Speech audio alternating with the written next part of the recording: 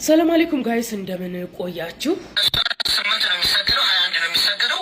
ሰይፍ ተማዘዙ እርስ በራሳቸው ሊጨራረሱ። የመጨረሻ ቪዲዮ ነው በወንድማችን ተድላ አለም ሰገድ ዙሪያ የሚሰራው ቪዲዮ ማለት ነው። በተራዊህ ሶላት ዙሪያ ጦርነት ሊነሳ ምናምን ላልከው እዚህ ጋር የሶስት አመት ልጅ በዛ ሙቀት መሃል ውስጥ ይዛችሁ ገብታችሁ አፈና ነው እንዴ? ቦራ ወይም ወዳጅነት ፓርቲ ወሰዳችሁት መሰላችሁ? አትሊስት በጣም ብዙ ሰው ኡስታዛችን እንግዲህ እንደዚህ ብሎ መልሷል። አልገባኝም ግን ትንሽ ስሜታዊነት የተሞላበት ኮሜንት ይመስላል። ኡስታዝ በደንብ ተብራራልን። ታላቅ ወንድማችንን ተድላ አለም ሰገድን የማያውቅ የለም።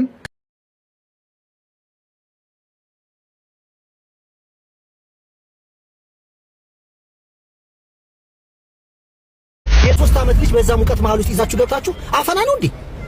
ቦራ ወይም ወዳጅነት ፓርቲ ወሰዳችሁት መሰላችሁ? አትሊስት በጁምዓ ቀን ህፃናቶች ይዛችሁ አትምጡ። መዝናኛ ቦታ ኬክ መብለያ ቦታ አይደለም። ብዙ ሰው ሁናችሁ ነው መስጊድ ውስጥ ገብቶ ህፃን ልጅ አፍናችሁ ልትገሉ ነው እንዴ? አንደኛ ሙቀት አለ በጣም እንኳን ለሁለት ለሶስት አመት ልጅ ለትልቅ ሰው እንኳን ይጨቃል መስጊድ ውስጥ። በጣም ብዙ ሰው ኡስታዛችን እንግዲህ እንደዚህ ብሎ መልሷል። አልገባኝም ግን ትንሽ ስሜታዊነት የተሞላበት ኮሜንት ይመስላል። ኡስታዝ በደንብ ተብራራልን በማስረጃና በመረጃ አድርገህ አጥፍተንም ከሆነ ለመስተካከል አንተን የመስማት ችግር የለብንም። እኛ እንደምንወድ እንደምናከብር ታውቃለህ። ይህን ታላቅ ወንድማችንን ተድላ አለም ሰገድን የማያውቅ የለም። ከመስለሙ በፊት በሚያነሳቸው ጥያቄዎችና በአንዳንድ ጠንካራ አቋሞቹ ሁላችሁም ታውቁታላችሁ። ይህንንም በመመልከት ቅንነቱን፣ አስተዋይነቱን፣ ጠንካራነቱን በመመልከት በጣም ብዙ ሙስሊም ተድላ እንዲሰልም ዱዓ አድርጓል ብዬ አስባለሁ። ሁላችንም የእሱን መስለም በጉጉት ስንጠብቀው የነበረ ጉዳይ ነው። አልሐምዱሊላህ አሁን እስልምናን በይፋ ከተቀበለ ወራትን አስቆጥሯል። አላህ ሱብሓነሁ ወተዓላ እስልምናውን ቀበል ምልክት በሚመስል መልኩ በተደጋጋሚ ሁላችንም ዱዓ የምናደርገው አላህ Subhanahu Wa Ta'ala ያንን ምድር እንዲያሳየን እንዲወፍቀን ዱዓ የምናደርገውን ቤቱን መካን ሐረምን አላህ Subhanahu Wa Ta'ala አስጎብኝቶታል። ዑምራን አላህ Subhanahu Wa Ta'ala ወፍቆታል። ይህ የሁላችንም ፍላጎት ነው። ነገር ግን ዑምራ ማድረግ ሐጅ ማድረግ ገንዘብ ስላለ ሁሉ ነገር ስለተሟላለ ሳይሆን አላህ ሲመርጥህ ነውና ይህንን ወንድማችንን ተድላን አላህ ለዚህ ታላቅ ተግባር መርጦት በተደጋጋሚ ዑምራ እያደረገ ነው። ይህ ትልቅ ነገርና በጣም የሚያስደስት ነገር ነው። በዚህ ቪዲዮ ላይ ተድላ በተናገረው ንግግር ላይ ረድ ለመስራት ፈልጌ መልስ ለመስጠት ፈልጌ አይደለም። በዚህ በኩል መልስ መስጠቱን ከሱ ጋር ቅርብ ግንኙነት ያላቸውና እሱ ይበልጥ ይቀርቡኛል የሚላቸው ሰዎች መልስ ቢሰጡት በጣም ጥሩ ነው። ነገር ግን በዚህ ቪዲዮ ማስተላለፍ የፈለኩት መልእክት ለታላቁ ወንድማችን ተድላ ጥቂት መልእክቶችን ለማስተላለፍ ነው። ይህንን መልእክት ከየትኛውም ነገር ሳታገናኝ ከሙስሊም ወንድምህ የመጣ መልእክት ነው ብለህ እንደምትቀበለው ተስፋ አለኝ። አንደኛ ወንድማችን ተድላ እንግዲህ ከሰለመ 2 ወር ወይ 3 ወር ቢሆነው ነው። ገና ከሰለም 2 ወርህ ነው 3 ወርህ ነው እያልኩ እንደዚህ አይነት ለማሸማቀቅ አይደለም። ይህንን ቃል ከዚህ በፊት ስትጠቀመው ሰምቻለሁ። አንድ ወንድም በተናገረው ቪዲዮ ላይ ስሰራ በዚህ ነገር ላይ ልታሸማቀቀኝ አትችልም ምናምን ስትል ስለሰማሁ ያንን ለማለት ፈልጌ ሳይሆን አዲስ ሰለምቴ የሆነ አካል በሸሪዓው ላይ በእስልምናው ላይ እውቀት ስለሚያጥረውና ገና ብዙ ነገሮችን ለማወቅ እየጣረ ስለሆነ አንዳንድ ነገሮች ላይ ፈጥነን የምንናገርና ፈጥነን ወደ ተግባር የምንገባ ከሆነ ስህተት ላይ መውደቃችን ግልጽ ነው። ይሄ ባንተ ብቻ ሳይሆን በማንኛውም ሰለምቴ ላይ ያለ ነው። በእነሱም ብቻ ላይ ሳይሆን በጣም የሚገርመው ነብዩ ሰለላሁ ዐለይሂ ወሰለም ዳዕዋ ያደረጉ በጠሯቸው በታላላቅ ሱሐቦች ላይ ሁሉ የተገኘ ስህተት ነው። ነብዩ ሰለላሁ ዐለይሂ ወሰለም አንድን አምላክ ብቻ ማምለክ የሚልን ተውሂድ የሚባልን ርዕስ ይዘው የመካ ሙሽሪኮችን መጣራት ሲጀምሩ ዛሬ ላይ በተለያዩ ኪታቦች ላይ የሱሐቦች ታሪክ ተብሎ የተጠቀሱልን እነዛ ታላላቅ ሱሐቦች የዛኔ ሙሽሪኮች ነበሩ። በአላህ አጋሪያን ነበሩ። ገና እስልምናን አልተቀበሉም ነበር። በነብዩ ሰለላሁ ዐለይሂ ወሰለም ታላቅ የዳዕዋ ጥረት ምክንያት ብዙ ሰሃቦችን አምጥተዋል። ነገር ግን በአዲስ ሰለምቴነታቸው የተሳሳቱት ስህተት አለ ካለማወቅ የተነሳና በዛ ነገር ላይ ነብዩን ሰለላሁ ዐለይሂ ወሰለም መጀመሪያ ባለመጠየቃቸው ምክንያት ማለት ነው። ክስተቱን ግልጽ እንዲሆንልህ አጠር አድርጌ እነግርሃለሁ። ኢማሙ ትርሚዚና ሌሎችም በዘገቡት ዘገባ ላይ ነብዩ ሰለላሁ ዐለይሂ ወሰለም ሰሃቦችን ይዘው አዲስ ሰለምቴዎችም አሉ አብረው እነሱን ይዘው ወደ ሁነይን ዘመቻ በወጡ ጊዜ በአንዲት ዛፍ ያልፋሉ። ያቺ ዛፍ ሙሽሪኮች እሷ ላይ የሚያርፉባትና የጦር መሳሪያቸውንም የሚያንጠለጥሉባት አጠቃላይ ከሷ በረካን ኃይልን የሚፈልጉባት አይነት ዛፍ ነበረች።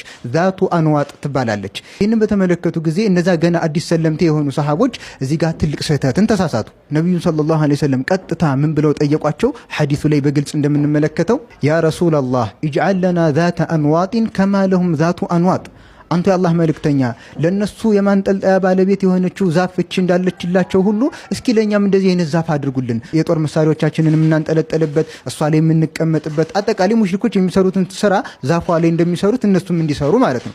ይህንን አድርጉልን ብለው ጠየቋቸው። ነብዩ ሰለላሁ ዐለይሂ ወሰለም ይህ በጣም የተከለከለ ተግባር እንደሆነ ግልጽ አድርገው ነገሯቸው። ምን አሏቸው? فقال النبي صلى الله عليه وسلم سبحان الله هذا كما قال قوم موسى اجعل لنا إلها كما لهم آلهة والذي نفسي بيده لتركبن سنة من كان قبلكم። ይህ ንግግራችሁ የሙሳ ሰዎች ለሙሳ የተናገሩት አይነት ነው። ምንድነው ያሉት እነሱ? اجعل لنا إلها كما لهم آلهة ለነሱ አማልክት እንዳላቸው ሁሉ ለኛም አማልክት አድርግልን ብለው የሙሳ ህዝቦች ለሙሳ እንደጠየቁት እናንተም ለነሱ ዛቱ አንዋጥ የምትባል ዛፍ እንዳለቻቸው ለኛም አድርግልን እኮ ማለታችሁ ነው።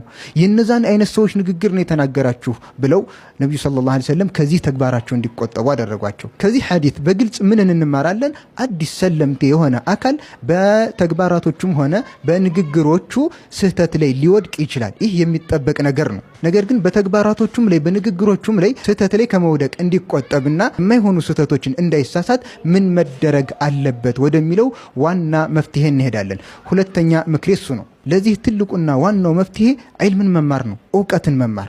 እንደሚታወቀው ከእስልምና በፊት መጽሐፍትን ታነብ ነበር። በዚህም ምክንያት አልহামዱሊላህ የሂዳያ ሰበብ ሆኖልህ ትልቁን የህይወትክን ብርሃን አግኝተሃል። አልহামዱሊላህ አሁንም አላህ ያጽና።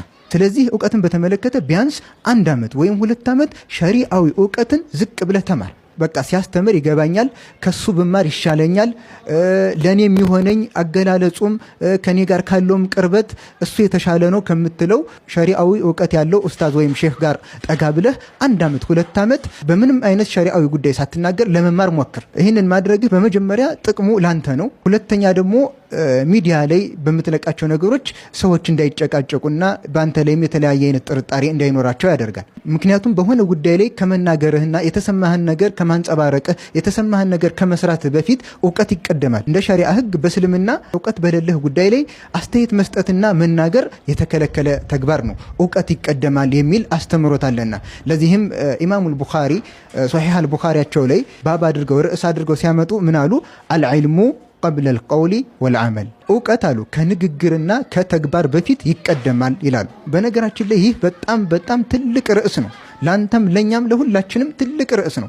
በየትኛውም ጉዳይ ላይ የተሰማንን ነገር የፈለግነውን ከመናገራችን በፊት ዕውቀት ሊኖረን ይገባል። ለምሳሌ አሁን መግቢያ ላይ ያነሳውን ርዕስ ስንመለከት ህፃናት መስጂድ ውስጥ ገብተው ምናምን የሚለውን ነገር አንተ የተሰማህን ነገር በእርግጥ አንጸባርቀሃል። ነገር ግን ከዛ በፊት ምን ይቀደማል? ሸሪዓ ህፃናት መስጂድ ውስጥ መግባታቸውን በተመለከተ እዛ ላይ የሚፈጠሩ ጫጫታዎች ምናምን አሉ።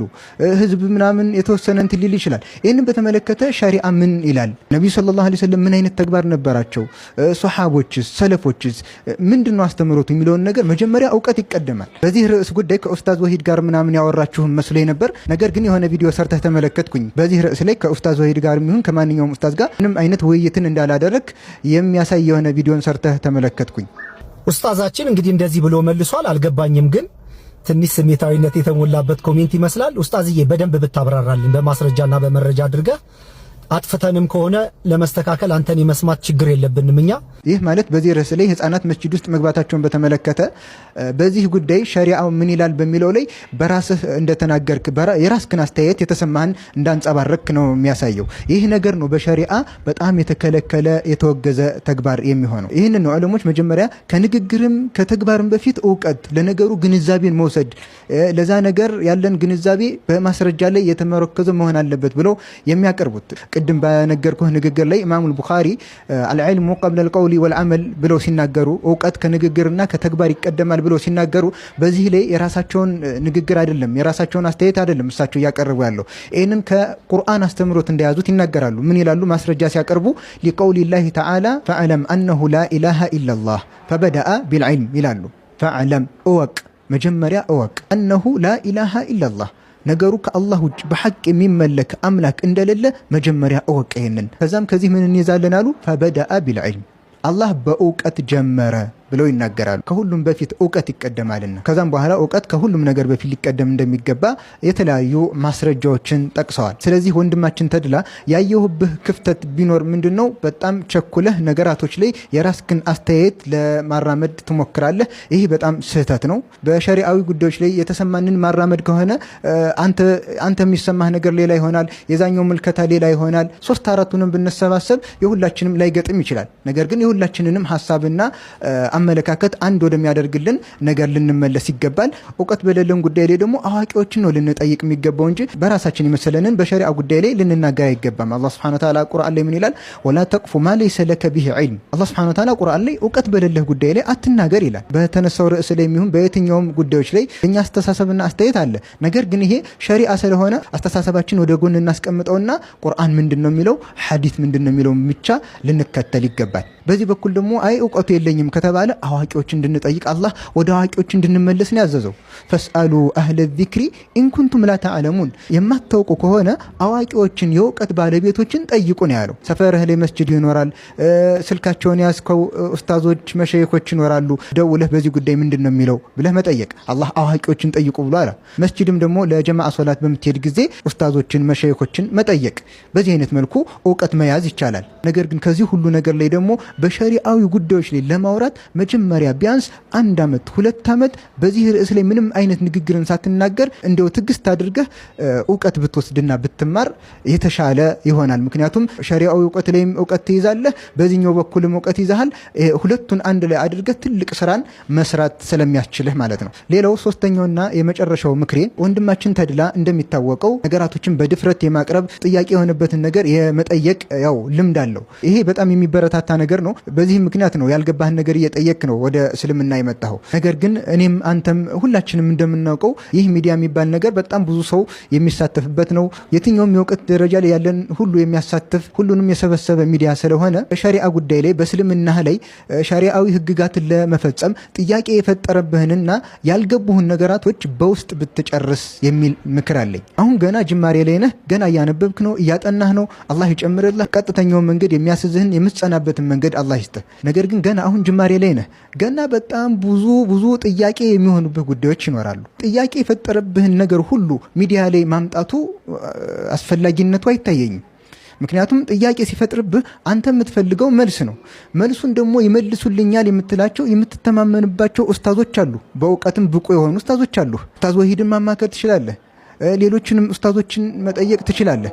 ወደ እነሱ ነገሩን ብታቀርበውና ዕውቀታዊ ጉዳዮችን እነሱ ጋር ብትጨርስ ጥያቄ የፈጠረብህን ነገር ሚዲያ ላይ ቀጥታ ባታሰፍረው የሚል ሐሳብ አለኝ። ምክንያቱም ያ ጥያቄ የፈጠረብህን ነገር የሚሰማው የተለያየ ዕውቀት ደረጃ ላይ ያለ ነው። ሌላው ያለ ዕውቀቱ ይገባና ሊያበላሽብህ ይችላል። በተለያየ አይነት መልኩ የጭቅጭቅ መድረክ ነው የሚሆንብህ እንጂ ለጥያቄ ትክክለኛ መልስን በዚህ አይነት መልኩ አታገኝም። ለጥያቄ መልስ የምታገኘው የዕውቀት ባለቤቶችን ስትጠይቅ ነው። ኡስታዞችህንም ደግሞ ማንን ልጠይቅ ብለህ ማማከር ትችላለህ። ስለዚህ ጥያቄ የፈጠረብህን ነገር ሁሉ ሚዲያ ላይ አታውጣው። በሆነ ጉዳይ ላይ ጥያቄ ተፈጥሮብሃል፣ የፈለግከው መልስ ነው። ለምን በዚህ አይነት መልኩ ሚዲያ ላይ አውጥተህ ሁሉም እንዲመልስልህ ለምን ትጋብዛለህ? በነገሩ ላይ ዕውቀትን ለመያዝ ማወቅ አይደል የተፈለገው? ስለዚህ ኡስታዞች አሉ፣ እነሱ ጋር መጨረስ፣ መስጂድ ላይ ሄደህ የከበደህን ነገር ያልገባህን ነገር መጠየቅ ነው። ከዛ ውጭ ወደ ሚዲያ ማውጣቱ ሰዎችን ፈተና ላይ ይመጣልና ውዝግብ፣ ጭቅጭቅ፣ ነገሩን ወደ ስድድብ ከመቀየር ውጭ ሌላ ነገር አያመጣም። ስለዚህ ሶስተኛው ምክር ምንድነው? ጥያቄ የሚፈጥሩብህን ጉዳዮች በውስጥ ብትጨርስ የሚል ምክር ነው። ለአጠቃላይ መልእክቱ ከንጹህ አስተሳሰብ ላንተ ከማሰብ ከመቆርቆር የተነሳና ሚዲያ ላይ በምታነሳቸው ሀሳቦች ከአንዳንድ ወንድሞች ጋር ወደ ስድድብ እየተቀየረ ነገራቶች ያልሆነ ቅርጽ እየያዙ ገና ከመስለምህ በጣም ነገራቶች ላይ በድፍረት ገብተህ የምታነሳቸው ሀሳቦች ምናምን በውስጥ ዑለሞች ጋር የሚፈቱ ጉዳዮች ሆኖ ሳለ ወደ ሌላ ርዕስ እንዳይቀየሩ ለማለት ነው። አላህ እኔንም አንተንም አጠቃላይ ሙስሊም ወንድምና እህቶችን ሁሉ በዲናችን ላይ የምንጸና ሰዎች ያደርገን። ወሰላሙ አለይኩም ወረሕመቱላሂ ወበረካቱ። ሰላም አለይኩም ጋይስ፣ እንደምን ቆያችሁ? 8 ነው የሚሰገደው፣ 21 ነው የሚሰገደው። ሰይፍ ተማዘዙ፣ እርስ በራሳቸው ሊጨራረሱ አደገኛ ብጥብጥ ገቡ ሙስሊሞች እርስ በራሳቸው። ያው የምትከለተሉት ነገር አለ መጥዋት። እኔ ጭቅጭቅም ያለ የመሰለኝ ኦርቶዶክስና ፕሮቴስታንቱ ላይ ኦርቶዶክስ ይህ የመጨረሻ ቪዲዮ ነው በወንድማችን ተድላ ዓለም ሰገድ ዙሪያ የሚሰራው ቪዲዮ ማለት ነው። በተራዊህ ሶላት ዙሪያ ጦርነት ሊነሳ ምናምን ላልከው እዚህ ጋር የተሳሳተች ግንዛቤ ወስደሃል። ተራዊህ ሰላት ሱና ነው። ሱና የቻለ ይተገበረዋል፣ ያልቻለ ይተዋዋል ነው። እኔ ለምሳሌ ተራዊህ ስሰግድ አንድ ቀን 4 ሰግዳለሁኝ፣ አንድ ቀን ላልሰግድ እችላለሁ፣ አንድ ቀን 6፣ አንድ ቀን 8 ከቻልኩም 12 ሰግዳለሁኝ። እንደዛ ነው የምሰግደው። ስለዚህ እኔ የ20 ምናምን ስገጂ ብሎ የሚጨመድደኛል እንዴ? መስጊድ ስንሰግድ እኮ ማለት ነው አንዱ 4 ሰግዶ ይወጣል፣ አንዱ 6 ሰግዶ፣ አንዱ 8 ሰግዶ፣ አንዱ እስከሚጨርስ ይወጣል። እና ካልጨረስክ ብሎ ብሱን ይዞ የሚጎትተው አለ አይተሃል? የለም። ያኔ አንዳንድ ጊዜ ስሜታዊ ሆነን አናገር ያ ጀማዓ። እድሜም ትምህርት ቤት ነው ያ ጀማዓ። ያልተመረመረ ህይወት መጥፎ ነው ይላል ሶቅራጥስ። እና ህይወታችሁን መርምሩ፣ እድሜያችሁን መርምሩ፣ እናነባቸውን ምንናገራቸውን መርምሩ። በእስልምና ዶግማና ዶክትሪን ልዩነት የለም። ለምሳሌ በሱረቱ ኒስአ አንቀጽ 136 ላይ የእስልምና ሃይማኖት መሰረት ተቀምጧል። ያንን ብታቀርብላቸው የሚቃወሙ ሙስሊሞች አሉ? የሉም። በእስልምና ጭቅጭቅ የሚፈጥሩ ሰዎች አሉ? አዎ፣ ጭቅጭቅ የሚፈጥሩ ንዑስ ርዕስ የሆኑ ጭቅጭቅ የሚፈጥሩ ሰዎች አሉ። ይሄንን አልካድንም። ነገር ግን በእስልምና ዶግማና ዶክትሪን ልዩነት የለም። ለዚህም ነው ራሱን የቻለ በየቦታው ቤተ እምነት ያላየው አንድ መስጂድ ያለው። ለዚህም ነው አንድ መጽሐፍ አለን፣ አንድ አምላክ አለን፣ አንድ ነብያቶች አሉን፣ አንድ መላእክቶች አሉን፣ አንድ መጽሐፍ የተሰጣቸው ነብያቶች አለ ብለን እናምናለን። በአንድ ቀዳና ቀድር ነው የምናምነው። በአንድ የመጨረሻው ትንሳኤ ቀን ነው የምናምነው። በአንድ ገነት ነው የምናምነው። በአንድ ገሃነም ነው የምናምነው። ታዲያ እንዴት ነው? ወደ ጴንጤና ወደ ኦርቶዶክስ ብትሄድ የኦርቶዶክስ ዶግማ ሌላ ነው፣ የጴንጤ ዶግማ ሌላ ነው። በኦርቶዶክስ ዶግማ ብሎ ማለት አንድ ሰው አምኖ ወይም የዛ ቤተ እምነት የዛ ተቋም እምነት ገነት የምትገቡበት እምነት ብሎ የሚያስተምረው ነው። አንድ ኦርቶዶክስ ማርያም ዘላለማዊ ድንግል ናት፣ የፈጣሪ እናት ናት፣ ኢየሱስን ከወለደች በኋላ ጾታዊ ግንኙነት አላደረገችም ብሎ ማመን አለበት። ይሄን ካላመነ ገነት አይገባም። ወደ ፕሮቴስታንት ስትሄድ ግን ማርያም ኢየሱስን ከወለደች በኋላ ባላግብታ ብዙ ልጆችን የወለደች ግንኙነት ያደረገች ሴት ናት። ዘላለማዊ ድንግል አይደለችም፣ ጭራሽም ከፈጣሪ ልጅ ጋር አታማልድም ብለው ነው የሚያምኑት። ነገር ግን በኦርቶዶክስ ዶግማ አምስቱ አዕማደ ሚስጥራት ውስጥ ሚስጥረ ስጋዊ የሚባለው ውስጥ ነገረ ማርያም አለበት። ማርያም ታማልዳለች፣ የፈጣሪ እናት ናት የሚለው ማለት ነው። ማርያም ታማልዳለች ይላል ጴንጤ አይልም። ስለዚህ የጴንጤ ቤት ቸርች ይሄዳል፣ ኦርቶዶክስ አይሄድም። እኛ ግን የትኛው መስጂድ የኛ መስጂዳችን ነው። ምድር ራሱ የኛ የሙስሊሞች ናት። ስለዚህ ጥንቃቄ አድርግ። የሰው ልጅ እንደ ወንድነቱ እንደ እድሜው ነው መናገር ያለበት። በእስልምና ውስጥ የተለያዩ ጭቅጭቆች አሉ። አዎ፣ ለምሳሌ ሱፍያ የሚባለው ነገር የጀመረው ጅማሮ ማለት ነው በ5ኛው ክፍለ ዘመን ሂጅራ ነው። ከእስልምና ከ500 ዓመት በኋላ ሂጅራ ነው ይሄን ሐሳብ የጀመረው። እየሰፋ መጥቶ ኢቭን የኢትዮጵያ ሶፍዮች ከዋቅ የፈታ ጋር የተቀዳ ኢትዮጵያዊ የሚመስል ሶፍያ ነው። በነገራችን ላይ እያንዳንዱ የሶፍያ አመለካከት እንደየሀገሩ ይለያያል። የባንግላዴሽ ሌላ ነው፣ የፓኪስታን ሌላ ነው፣ የቱርክ ሶፍያ ሌላ ነው፣ የኢትዮጵያዊ ሶፍያ ሌላ ነው። በዚህ ዙሪያ ሌላ ትምህርት ተሰጣቸዋለሁኝ። ምናልባት ሀባሽ ምናምን ከተባለ ደግሞ ይሄ ጭቅጭቅ የፈጠረ ሰውዬ ነው። አንድ ሐረር የተወለደ ጠማማ ሰውዬ ነው። እሱም ከዛሬ 50-60 ዓመት በፊት ጀምሮ እዛ ሊባኖስ ሂዶ አረበኛ ተምሮ ኢቭን ሊባኖስ አካባቢ ነፍጥ የተሸከሙ ታጣቂዎች ምናምን ሲመሰረት የነበረ ሰውዬ ነው። ይሄ በቃ የሆነ አንድ ቃል ይመዙና ይሄ ቃል እንዲመተርጎም አለበት፣ ይሄ ቃል እንዲመተርጎም አለበት የሚል ጭቅጭቅ የሚፈጥሩ እንጂ በእስልምና ዶግማና ቀኖና የሚለያይ የለም። የራሱ ዶግማ ያለው የራሱ ቀኖና ያለው ሌላ ሙስሊም የለም። ምክንያቱም ከቁርአን መውጣት አይችልም አንድ ሙስሊም፣ ምክንያቱም ከሱና መውጣት አይችልም። ስለዚህ እኛ ምንድነው እያስተማርን ያለ ነው? እኛ ሙስሊሞች ምንድነው የምንለው? የመጀመሪያዎቹ ሰዎች ከአላህ ከዛም ወደ ነብዩ ከዛም ከሷሃቦች ከዛም ከሰለፎች የተሰጠነ ነው የምንከተለው። የመጀመሪያዎቹ ሰዎች ይላሉ አይደል በተደጋጋሚ በክርስትና ፕሮቴስታንት፣ ኦርቶዶክስ፣ ካቶሊክ አጠቃላይ የሥላሴ ዶክትሪን አስተምሮ ኢየሱስ ፈጣሪ ነው ምናምን የሚለው ይሄ ከመጀመሪያዎቹ ሰዎች አልተገኘም። የመጀመሪያዎቹ ሰዎች ብሎ ማለት ከሐዋርያት አልተገኘም። ለዚህ ነው እነዚህ የሥላሴ ዶክትሪን ቤተክርስቲያናት እዚህ ጋር መከራ ላይ እየወደቁት በዚህ ሰዓት። እኛም እያልን ያለ ነው አንድን ቃላት ወስዳችሁ በዚህ በኩል አትተርጉሙ፣ በዚህ ጭቅጭቅ አትፍጠሩ፣ ወደ መጀመሪያዎቹ ሰዎች እንመለስ። ማለትም ወደ ነብዩ ሷሃቦች እንመለስ፣ ወደ ነብዩ እንመለስ፣ ወደ ሰለፎች እንመለስ። ሰለፎች ብሎ ማለት ከሷሃቦች ትምህርትን ከንተባሩ ሰዎች የተማሩ ናቸው። ስለዚህ እኛ ሙስሊሞች የምንረዳው ነብዩ ለሷሃቦች ባስረዱበት ልክ ነው፣ ሷሃቦች በተረዱበት ልክ ነው የምንረዳው። ማንም ሙስሊም ብትመጣ እኔ ሷሃባው ከሷሃባ ውጭ በተረዳው አልረዳም አይልም። ግዴታው ስለሆነ ሱና ውስጥ አለ፣ ግዴታው ስለሆነ ቁርአን ውስጥ አለ። ስለዚህ እኛ ሙስሊሞች ነን፣ በቁርአንና በሐዲስ ውስጥ አለን። ነገር ግን አንድን ቃል ወስዶ እንዲህ ካልተረጎምክ እንዴት አልተረጎምኩ የሚል ሙናፊቅ፣ ጠማማ፣ እልከኛ በእስልምና ውስጥ በሐዲስና በቁርአን አስተምሮቶች ውስጥ የራሱን ክብር የራሱን ጥቅም የሚፈልግ ሰዎች አሉ። የሚፈልግ ሰው አለ። ያ ሰው ደግሞ የራሱን ተከታዮች ያፈራል። እነዚህ ናቸው ልዩነት አስመስለው የሚያሳዩት እንጂ ሙስሊም አንድ ዶግማና አንድ ቀኖና፣ አንድ ገነትና አንድ ገሃነም፣ አንድ አምላክና አንድ መጽሐፍ ነው ያላቸው። አልሐምዱሊላህ ረብል ዓለሚን። ፕሮቴስታንት 66፣ ኦርቶዶክስ 81፣ ካቶሊክ 70 ምናምን፣ ሌላው 60፣ ሌላው 61 ምናምን ነው ያላቸው። የራሳቸው ቤተ እምነት፣ የራሳቸው ሙዚቃ መሳሪያ፣ የራሳቸው አለባበስ፣ የራሳቸው የግል ገነት ያላቸው ናቸው። የአንዱን ገነት አንዱ ገነት አይወርስም። እኛ ሙስሊሞች ግን ሁላችንም ሙናፊቁም ጠማማውም ምኑም አላህ ፊት እንቀርባለን። አላህ ያዘነለት ገነት ይገባል። ኢብን ሙናፊቅ ራሱ እኛ የልቡን የእምነቱን አይቶ አላህ ገነት ያስገባው ይችላል። ምን ቃለ ላ ኢላሀ ኢለላህ ደኸለ الجنة ስለምንል ማለት ነው። እኛ ላ ኢላሀ ኢለላህ ያለውን ራሱ እንትናና ካፊር ነው አንልም፣ ካህዲ ነው አንልም። ምናልባትም ጠማማው ልንል እንችላለን። ነገር ግን ኦርቶዶክስ ቤተክርስቲያን ፕሮቴስታንትን ትቀበላለች አትቀበልም? ፕሮቴስታንት ኦርቶዶክስን ትቀበላለች አትቀበልም? ስለዚህ ልዩነታችን ምን አይነት ልዩነት ነው የሚል በእስልምና ውስጥ ለራሱ ጥቅምና ክብር የሚፈልግ ሰዎች ያመጡት ጭቅጭቅ እንደ ዶግማ ጭቅጭቅ አድርገህ ባታቀርቡ ጥሩ ነው። ወንድማችን ተድላ አለምሰግድ ሁላችንንም ለመልካሙን ነገር ያደርገን። ምን አለ መሰላችሁ የሆነ ሙሽራ በሃኒሙኗ ማለትም የጫጎላ ሽርሽሯ ጊዜ ተደስታ ከዛ ስሜት ስትወጣ የሚደብራት አይነት ስሜት አታስመስሉ። እስልምናን ስትቀበሉ ቀስ በቀስ አድርጉት።